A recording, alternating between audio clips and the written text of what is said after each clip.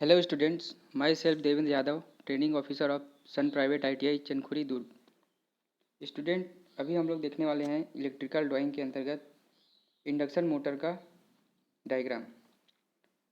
तो induction motor जो है आपका दो प्रकार का होता है। पहला है सिंगल फेस, दूसरा है थ्री फेस। जिसमें थ्री फेस जो इंडक्शन मोटर है उसके बारे में हम लोग ने देख लिया था। Three phase induction motor basically आपका दो प्रकार का होता है, स्लिप रिंग इंडक्शन मोटर और स्क्वायरल गेज इंडक्शन मोटर। तो स्क्वायरल गेज इंडक्शन मोटर और स्लिप रिंग इंडक्शन मोटर, इन दोनों का जो स्टेटर होता है वो सेम रहता है। अंतर जो है वो सिर्फ आपका रोटर में रहता है। स्क्वायरल गेज इंडक्शन मोटर की बात करें तो ये पिंजरा रूपी स्क्वायरल गेज होता है। ये दो प्रकार का होता है, सिंगल फेस और डबल गेज। ठीक है, आज हम लोग देखने वाले हैं सिंगल फेस इंडक्शन मोटर का डायग्राम। तो सिंगल फेस इंडक्शन मोटर का डायग्राम अगर देता है तो इसमें स्टेटर और रोटर के बारे में नहीं पूछा जाएगा, क्योंकि स्टेटर और रोटर जो है सिंगल फेस और थ्री फेस दोनों का लगभग समान होता है। इसमें से जो क्वेश्चन आपका बनता है वो है इसके जो सर्किट डायग्राम है, यानी कि प्राइमरी वाइंडिंग और सेकेंडरी वाइंडिंग, दो वाइंडिंग जो इसमें यूज़ करते हैं ना, स्टार्टिंग और रनिंग, तो इन दोनों वाइंडिंग का ही डायग्राम पूछा जाएगा कि इसका जो कनेक्शन है वो किस प्रकार का रहता है। ठीक है, सबसे पहले मैं बताना चाहूँगा कि सिंगल फेस इंडक्शन मोटर जो है 5 प्रकार का होता है। स्प्लिट फेस, कैपेसिटर प्रेरण motor, shaded pole, universal motor और रिपल्सन। जिसमें कि आपका जो ऊपर ऊपर का पहला और दूसरे नंबर का जो है ये इसका बनावट लगभग सेम रहता है, कोई अंतर नहीं होता है। स्प्लिट फेस प्रेरण मोटर में दो वाइंडिंग यूज़ किया जाता है, प्राइमरी और सेकेंडरी, जिसको हम लोग बोलते हैं रनिंग और स्टार्टिंग। ठीक है, और इसके साथ ही इसमें यूज़ किया जाता है आपका एक सेंट्रीफ्यूगल स्विच। तो जैसे ही आपका मोटर स्टार्ट होता है तो स्टार्टिंग वाइंडिंग और रनिंग वाइंडिंग दोनों वाइंडिंग काम करता है, लेकिन जैसे ही आपका मोटर 75% स्पीड पकड़ लेता है फिर सेंट्रीफ्यूगल स्विच के द्वारा स्टार्टिंग वाइंडिंग को अलग कर दिया जाता है। ठीक है, ये हो गया स्प्लिट फेस के बारे में। सेकंड नंबर जो है आपका कैपेसिटर प्रेरण मोटर। तो कैपेसिटर प्रेरण मोटर में कैपेसिटर का यूज़ किया जाता है सिंगल फेज सप्लाई को दो फेज में कन्वर्ट करने के लिए। तो पहला जो है हम लोग यूज़ करते हैं उसको बोला जाता है स्थायी कैपेसिटर मोटर। स्थायी कैपेसिटर में कैपेसिटर जो है आपका सप्लाई के साथ बना ही रहता है, ये डिस्कनेक्ट नहीं होता है। सेकंड है कैपेसिटर स्टार्ट मोटर। इसमें जो कैपेसिटर यूज़ किया जाता है वो सिर्फ स्टार्टिंग के समय ही कनेक्ट रहता है, उसके बाद सेंट्रीफ्यूगल स्विच के द्वारा ये डिस्कनेक्ट कर दिया जाता है। तीसरा जो प्रकार है उसमें capacitor start capacitor run motor. तो नाम से ही हमको समझ आ रहा है कि कैपेसिटर स्टार्ट करने के लिए भी यूज़ किया जाता है और रन करने के लिए भी। तो यहाँ पे हम लोग दो कैपेसिटर यूज़ करते हैं। तीसरा जो प्रकार है इंडक्शन मोटर का वो है शेडेड पोल मोटर। इसमें जो पोल यूज़ किया जाता है वो नॉर्मल आपका इंडक्शन मोटर है उससे थोड़ा सा भिन्न रहता है। इसमें जो पोल यूज़ किया जाता है उसको बीच से काट के दो भाग में बनाया जाता है, जिसको हम लोग बोलते हैं सेलियन पोल और सेलियन पोल और शेडेड पोल। इसीलिए इस मोटर का नाम है शेडेड पोल मोटर। लास्ट के दो मोटर जो हैं यूनिवर्सल मोटर और रिपल्सन मोटर। तो ये दोनों का जो बनावट है वो कुछ हद तक डीसी मोटर के समान होता है। कहने का मतलब है कि यूनिवर्सल मोटर और रिपल्सन मोटर में हम लोग डीसी मोटर के समान आर्मेचर और कम्यूटेटर यूज़ करते हैं। तो चलो उसका देखते हैं डायग्राम किस प्रकार का रहता है। पहला है split phase induction motor. Split phase induction motor में दो वाइंडिंग यूज़ करते हैं। पहला है आपका स्टार्टिंग वाइंडिंग, दूसरा है रनिंग वाइंडिंग। ठीक है, तो इसमें याद रखना है जो स्टार्टिंग वाइंडिंग है इसको हम लोग हमेशा सप्लाई के पैरेलल यानी सप्लाई के समानांतर में रखते हैं। ठीक है, सिंपल सा डायग्राम है, कोई इसमें ज़्यादा चीज़ नहीं है। और रनिंग वाइंडिंग भी सप्लाई के साथ समानांतर में रहता है। ठीक है, रनिंग वाइंडिंग तो आपका रहता ही है, स्टार्टिंग वाइंडिंग भी सप्लाई के साथ रहता है। ये देखिए सप्लाई के साथ है, लेकिन इसके साथ सीरीज़ में आपका सेंट्रीफ्यूगल स्विच भी लगा रहता है। ठीक है, यहाँ से आया ये स्टार्टिंग वाइंडिंग और यहाँ पे रहता है आपका सेंट्रीफ्यूगल स्विच का कनेक्शन। तो सेंट्रीफ्यूगल स्विच कैसे बनाना है, ये इस डायग्राम में आप देख सकते हैं कि दो पॉइंट है और दोनों के बीच ऐसा ये निशान सेंट्रीफ्यूगल स्विच का ये सिंबल है।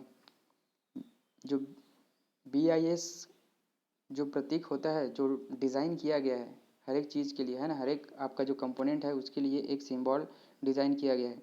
जैसे इंडक्टर के लिए मैं बताया था कि जो वाइंडिंग्स होते हैं उसके लिए ये वाइंडिंग्स इस प्रकार बनाया जाता है, वैसे ही सेंट्रीफ्यूगल स्विच का एक BIS के द्वारा निर्धारित सिंबल है।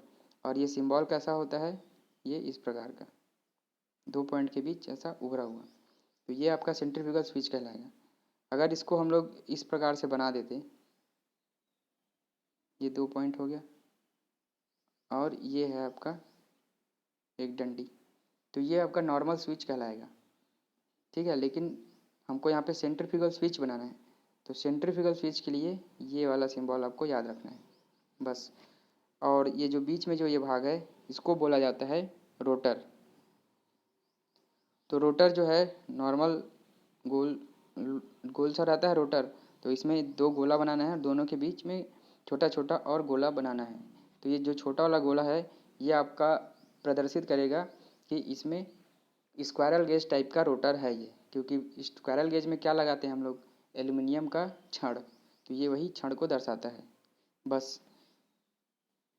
तो सिंगल फेस में डायग्राम जो आएगा ऐसे ही आएगा, और इसमें अगर आपका थ्योरी क्लियर है कि कौन सा वाइंडिंग कैसा कनेक्ट रहता है तो इसको बनाने में कोई दिक्कत आपको नहीं आएगा। सिंपल से इसमें याद रखना है, सभी मोटर में आपका जो मेन वाइंडिंग है या रनिंग वाइंडिंग जिसको बोलते हैं, ये हमेशा रनिंग वाइंडिंग हमेशा सप्लाई के समानांतर, और स्टार्टिंग वाइंडिंग सेंट्रीफ्यूगल स्विच के साथ ये भी सप्लाई के साथ समानांतर, और सेंट्रीफ्यूगल स्विच को हमेशा स्टार्टिंग वाइंडिंग के सीरीज़ में लगाते हैं। यहाँ पे सीरीज और समानांतर यानी श्रेणी और समानांतर ये दोनों चीज़ का ही खेल है, ये आपको अच्छे से पता होना चाहिए।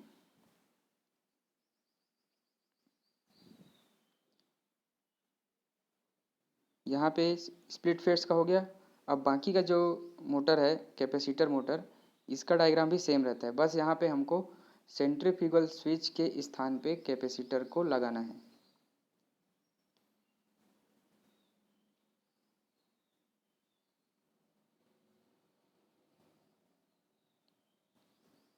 ठीक है,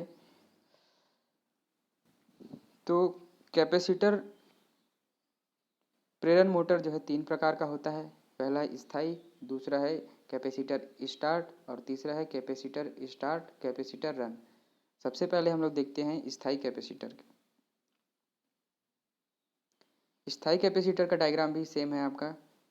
जो रनिंग वाइंडिंग है वो सीधे सप्लाई के साथ कनेक्ट रहेगा, और जो स्टार्टिंग वाइंडिंग है इसके सीरीज़ में एक कैपेसिटर लगा होता है।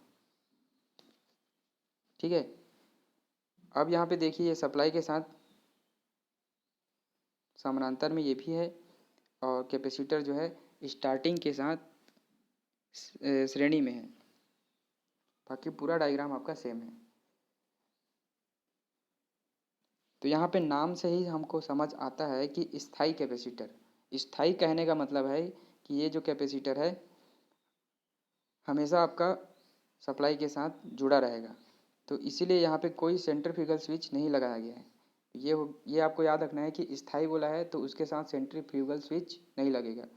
जैसे कि हमारे घरों में जो मोटर्स हम लोग देखते हैं, जैसे टेबल फैन हो गया, सीलिंग फैन हो गया, और कूलर्स में जो मोटर यूज़ किया जाता है, ये सभी आपका किस में आता है, स्थायी कैपेसिटर मोटर के अंतर्गत। तो इसका डायग्राम आपको पता होना चाहिए। दूसरे प्रकार का जो मोटर है कैपेसिटर स्टार्ट मोटर, इसमें क्या है, जो कैपेसिटर हम यूज़ करेंगे वो सिर्फ जो मोटर है उसको स्टार्ट करने के लिए ही यूज़ किया जाता है। तो स्टार्ट करने के लिए यूज़ किया जाता है मतलब थोड़ा देर तक ये कैपेसिटर चालू रहेगा, उसके बाद बंद हो जाएगा। तो बंद करने के लिए हमको क्या चाहिए, एक स्विच। तो यहाँ पे सेंट्रीफ्यूगल स्विच लगाना ज़रूरी है।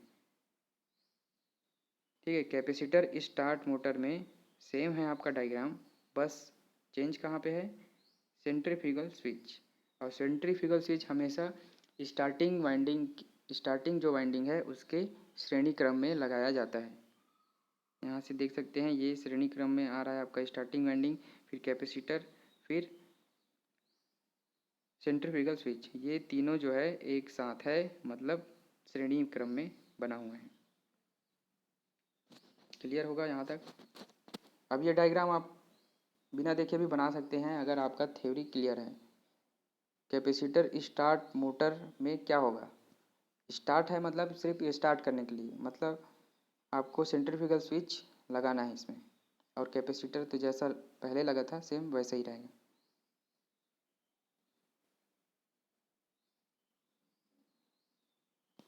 आगे है कैपेसिटर स्टार्ट, कैपेसिटर रन। इसमें हम लोग क्या कर रहे हैं, कैपेसिटर को स्टार्ट करने के लिए भी यूज़ कर रहे हैं और रन कराने के लिए भी यूज़ कर रहे हैं। मतलब एक कैपेसिटर के साथ हम लोग सेंट्रीफ्यूगल स्विच जोड़ेंगे, जो क्या करेगा, जैसे स्टार्ट के समय बस कनेक्ट रहेगा, और जैसे ही हमारा मोटर रनिंग कंडीशन में आएगा ये वाला कैपेसिटर हट जाएगा। तो हटाने के लिए यहाँ पे सेंट्रीफ्यूगल स्विच लगाना है। इसका डायग्राम जो है इस प्रकार है। दोनों कैपेसिटर आपका पैरेलल में है, समानांतर में रहेगा ना। कैपेसिटर को हमेशा समानांतर में ही लगाते हैं, और समानांतर के साथ ये स्टार्टिंग के श्रेणी में है। तो जिस कैपेसिटर को हमको हटाना है उसके साथ सीरीज में एक सेंट्रीफ्यूगल स्विच यहाँ पे लगा देते हैं। जैसे ही रनिंग में आता है ये सेंट्रीफ्यूगल स्विच ओपन हो जाता है और ये कैपेसिटर नंबर 1 ये डिस्कनेक्ट हो जाता है। तो कैपेसिटर डिस्कनेक्ट हुआ तो हमारा एक ही कैपेसिटर जो है सप्लाई के साथ बना रहेगा। ठीक है, इसीलिए इसको बोला जाता है कैपेसिटर स्टार्ट, कैपेसिटर रन।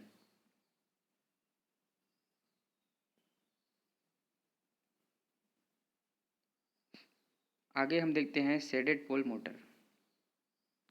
तो शेडेड पोल नाम से ही आपको समझ आना चाहिए, पोल शब्द यूज़ कर रहे हैं मतलब इसमें पोल्स होंगे। तो यहाँ पे आपको स्टेटर का भी डायग्राम बनाना है साथ ही साथ, तभी तो पोल को दर्शा पाएंगे ना। इसका जो स्टेटर है ऊपर जो भी हम लोग इंडक्शन मोटर देखे हैं उससे थोड़ा सा अलग रहता है। तो अलग किस प्रकार का, तो यहाँ पे आप देख सकते हैं ये स्टेटर हो गया, और इसमें ये 4 पोल हैं, 1 2 3 और ये 4। और ये पोल किस प्रकार से है, बीच से देख सकते हैं यहाँ पे थोड़ा सा कटा हुआ है। ठीक है, यहाँ पे बीच में आप देखिए ये वाला भाग कटा हुआ है। तो इसको काट के क्या करते हैं, 2 भाग में बनाते हैं। एक भाग को बोला जाता है सेलिएंट और दूसरे भाग को शेडेड। तो जो शेडेड वाला जो भाग है उस पर क्या लगाते हैं, एक कॉपर का रिंग लगाते हैं जो कि शॉर्ट सर्किट रहता है। तो इस प्रकार से ये हो गया आपका शेडेड पोल मोटर का डायग्राम।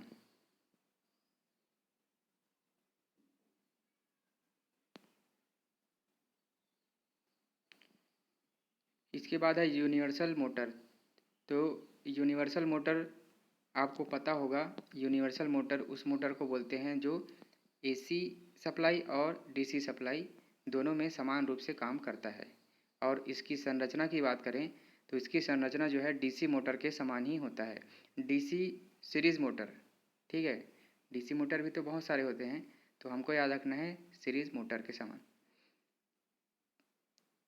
तो यहाँ पे आप देख सकते हैं ये जो मेन फील्ड है, मेन फील्ड वाइंडिंग या मुख्य फील्ड वाइंडिंग बोल सकते हैं, ये इसके साथ आर्मेचर के साथ सीरीज़ में है और इसके साथ एक कंपेंसेटिंग वाइंडिंग भी लगाते हैं, तब जाके ये एसी जो सप्लाई है उसमें चलाने लायक रहता है। अगर इसको नहीं लगाएंगे ये वाइंडिंग को, तो ये डीसी मशीन ही आपका कहलाएगा, डीसी सीरीज़ मोटर ही कहलाएगा। तो एसी में जैसे चलाना है इसको, उसके लिए क्या करते हैं, कंपेंसेटिव वाइंडिंग यूज़ करते हैं, बाकी ये सीरीज़ में ही रहता है।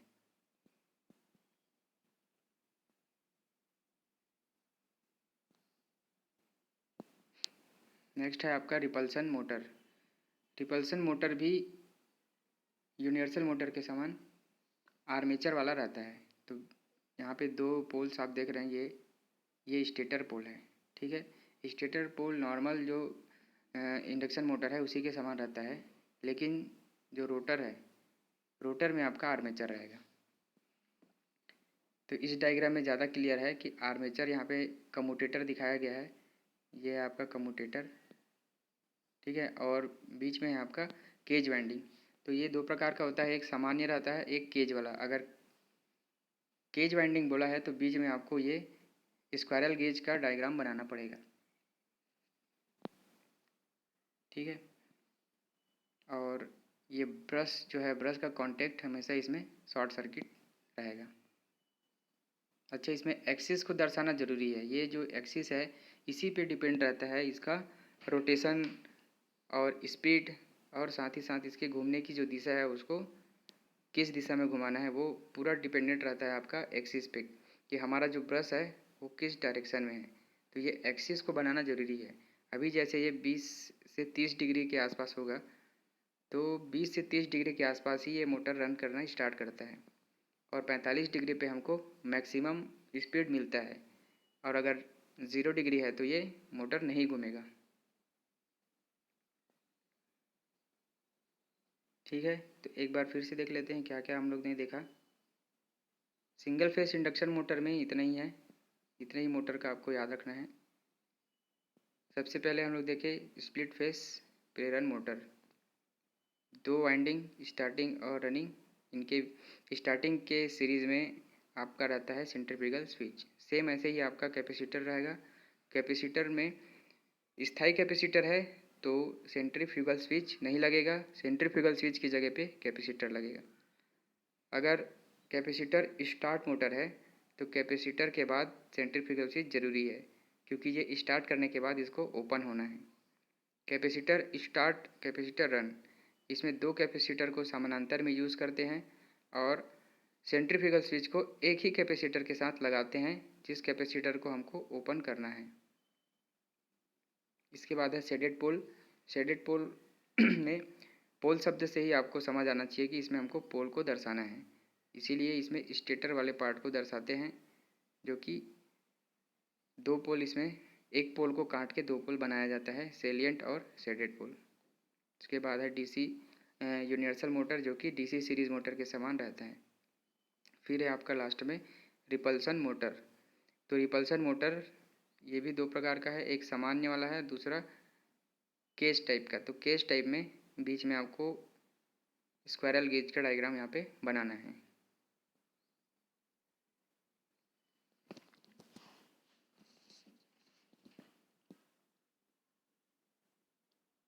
ओके स्टूडेंट, बाकी का जो है टॉपिक उसको हम लोग नेक्स्ट क्लास में कवर करेंगे।